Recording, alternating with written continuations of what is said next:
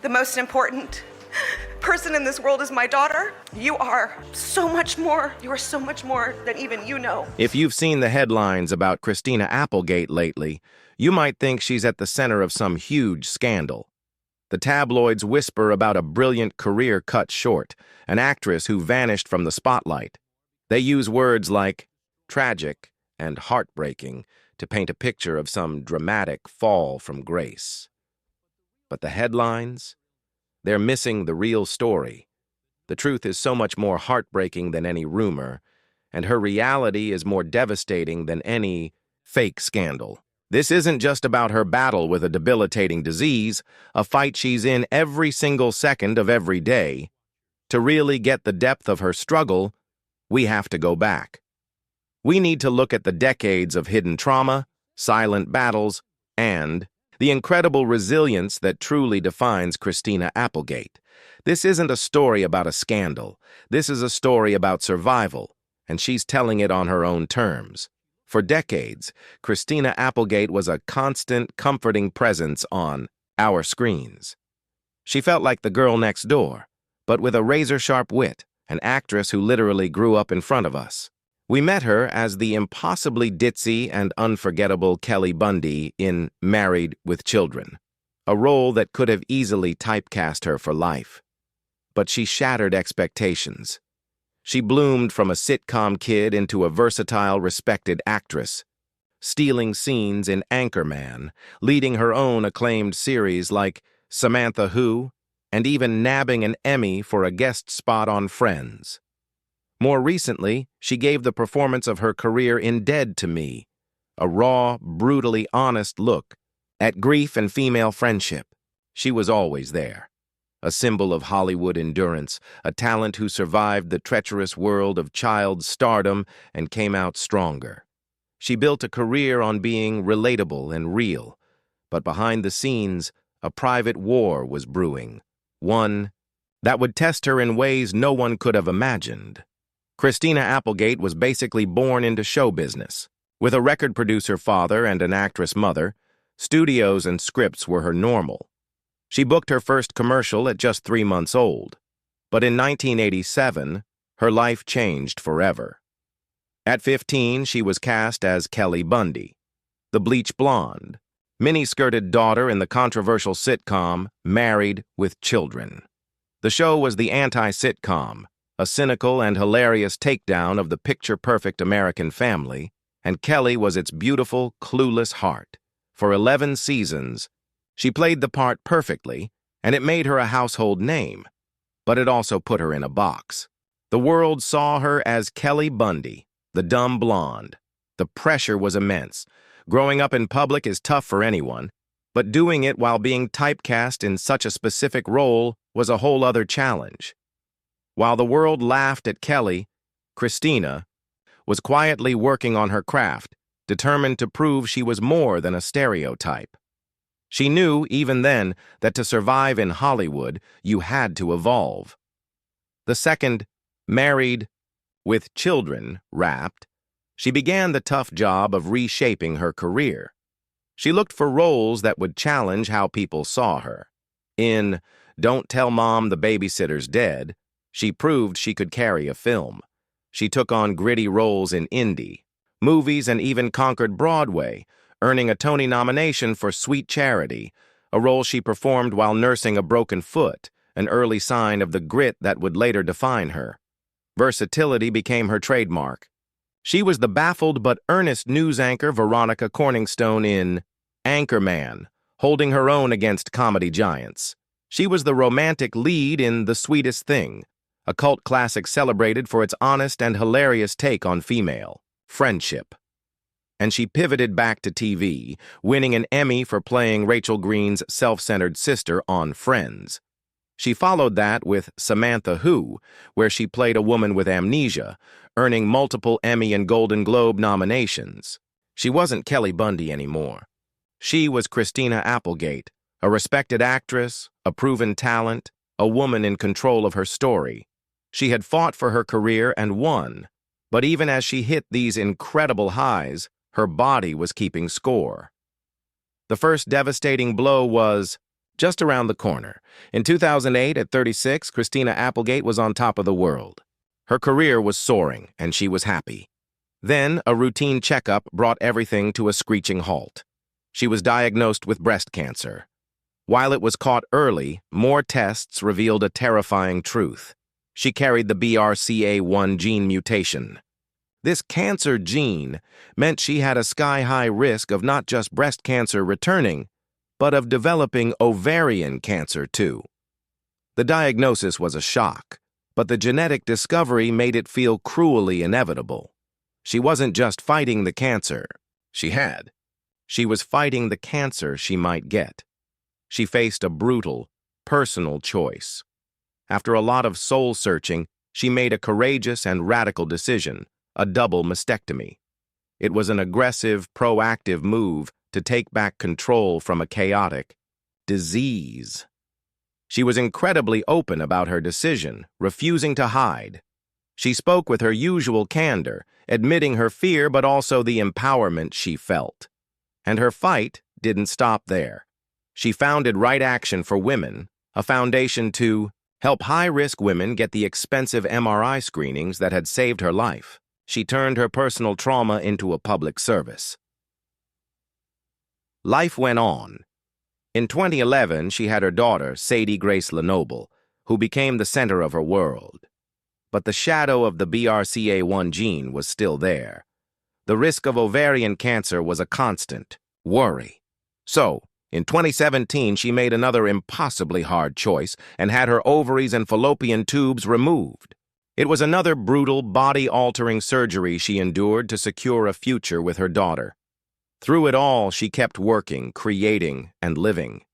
She had faced down one of the world's most feared diseases, twice, and did it with grace and grit. She had every reason to think the worst was over, but fate had one more cruel twist in store.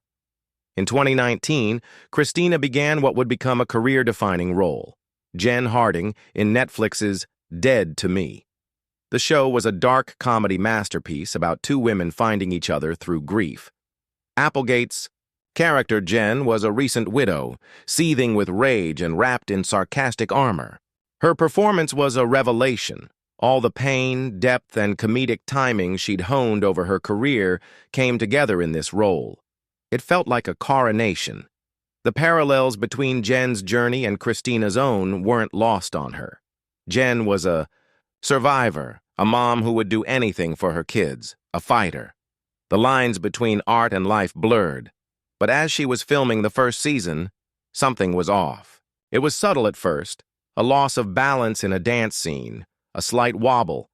Her tennis game felt clumsy. She mentioned it to doctors, but the symptoms were so fleeting they were dismissed as fatigue. She pushed through, delivering a physically and emotionally draining performance. The show was a hit. During the second season, the subtle signs continued. A tingling in her toes she ignored. Numbness in her feet she pushed aside. Then she started falling. Still, she blamed it on exhaustion, on anything but what it really was. A shadow was creeping into her life, and it had a name she didn't know yet. The strength she was channeling on screen was being matched by a silent, invisible fight her own body was waging against itself. Before we continue with the story of Christina's next, and perhaps most difficult fight, think about the strength it takes to share such a raw journey. If you believe in telling these important stories with the empathy they deserve, take a moment to subscribe for more content that looks beyond the headlines. The breaking point came in the summer of 2021, during filming for the final season of Dead to Me. The subtle symptoms weren't subtle anymore. The tingling had spread, the numbness was constant, and her balance was severely affected. She couldn't walk without support and needed a wheelchair on set. After a series of tests, an MRI finally revealed the truth. Her doctor called with the diagnosis, multiple sclerosis. In an instant, everything changed. MS is a cruel, unpredictable, autoimmune disease where the body's immune system attacks the central nervous system, disrupting communication between the brain and the body. It can cause vision problems, weakness, pain, and severe balance issues. There is no cure. Christina shared the news with her fans in a tweet, writing, "It's been a tough road. But as we all know, the road keeps going. Unless some asshole blocks, eh?" That defiant, dark humor became her trademark, but privately, she was mourning the person she used to be. Production on Dead to Me shut down for 5 months as she tried to process it all. The producers offered to stop filming, but Christina refused. She felt she owed it to her character, her co-star Linda Cardellini, and the audience to finish the story, but on her terms. When filming resumed, the set was different. Her days were shorter. A sound tech, a dear friend, would often brace himself at the bottom of her trailer stairs to catch her in case her legs gave out. Watching that final season, knowing what she endured, her performance becomes almost unbearably poignant. The pain in her eyes, the weariness in her movements, it wasn't just acting anymore. It was real. Her first public appearance after the diagnosis was for her star on the Hollywood Walk of Fame in November 2022. Leaning on her Married It with Children co-star Katie Sagal, she approached the podium barefoot because shoes can be painful or unbalancing. With tears in her eyes, she gave a powerful speech, thanking her family and friends. But she saved her most poignant words for her daughter, Sadie. "The most important person in this world is my daughter. Thank you for standing by me through all of this." The world saw an icon being honored, but they also saw a warrior in her greatest battle. And that brings us to the so-called scandal. The clickbait headlines suggesting a dramatic downfall. The scandal is that there is no scandal. The tragic story is simply the unvarnished truth of her daily life. Christina has described her life now as living kind of in hell. She rarely leaves her house. Her body is in a constant state of rebellion.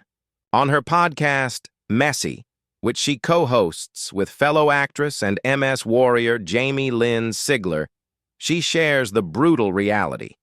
She's been hospitalized more than 30 times for severe pain and other issues.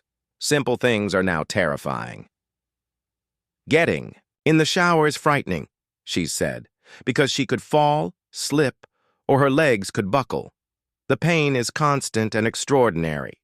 I lie in bed screaming," she admitted, describing sharp pains in her legs. This is the reality the tabloids twist into a story of tragic seclusion, but that frame misses the point. The real story, the one that gets sadder and sadder, isn't about her isolation. It's about who she's isolated with and what they're losing together. The most heartbreaking part of this story is the impact on her daughter, Sadie. Christina has spoken with gut-wrenching honesty about how the illness has changed their relationship. Sadie grew up with a mom who was a runner and a Pelotoner and a dancer. Now she sees a mom who sometimes can't get out of bed, who struggles to walk down the hall to say goodnight. "It's broken her," Christina has said, her voice cracking. "It was like losing the mom she had to this fucking thing." She sees the pain in her daughter's eyes, the silent grief for the life they used to have. Sadie now helps her mom, holding her arm, pushing her wheelchair, and sometimes asking her to make a special meal just to see if she still can, to check if she can still be taken care of. It's a role reversal no parent ever wants, and a burden no child should have to carry. That is the true heartbreak. Not the loss of a career, but the quiet, daily erosion of a life and the devastating effect it has on the person she loves most. Christina Applegate's story isn't a scandal. Calling it that is an insult to the war she's fighting. It's a story about a woman who has been knocked down by life over and over and has refused to stay down. From the pressure of child stardom, she fought to build a career with substance. From the terror of a cancer diagnosis, she fought for her life and used her platform to help others. And now, facing a relentless, incurable disease, she's fighting. Her hardest battle yet. She may not be on a film set, but she is still performing. Her stage is now her podcast. Her script, the the unvarnished truth. By speaking with such raw honesty about the pain, the depression, and the ugly reality of chronic illness, she's doing more than just surviving. She's giving a voice to the voiceless and building a community for others who feel alone in their struggles. She has traded Hollywood glamour for the messy, brutal, and beautiful truth of her life. What has been lost is undeniably sad. The loss of physical autonomy, a career she loved, and the future she imagined. But to only see the sadness is to miss the incredible strength. Christina Applegate isn't defined by her illnesses. She is defined by her response to them. She's a survivor, a mother, an advocate, and in her breathtaking vulnerability, she has found a new kind of power. She is still here, still fighting, and still telling her own story. And that is a legacy more powerful than any role she has ever played. For more stories that uncover the truth behind the headlines and celebrate the resilience of the human spirit, subscribe to our channel. And let us know in the comments what you admire most about Christina Applegate's incredible journey.